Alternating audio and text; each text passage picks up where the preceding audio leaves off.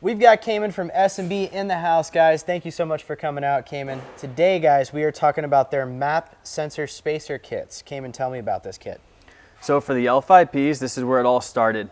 Just in the forums, you know, right when those L5Ps started coming along, and seeing how dirty the map sensors were when people were posting them. It was almost like a competition.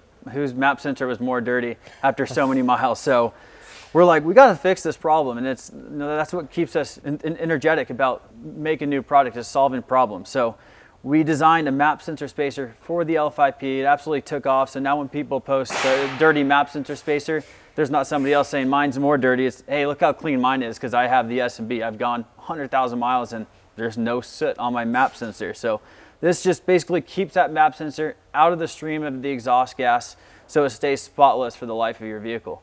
If you guys are looking to do that, if you guys are looking to extend the life of the parts on your vehicle, which you absolutely should, you guys absolutely need one of these S&B map sensor spacer kits. If you guys want to get one of these, hit the link in our description or visit dieselpowerproducts.com. Thanks for coming out, Cayman. Thank you.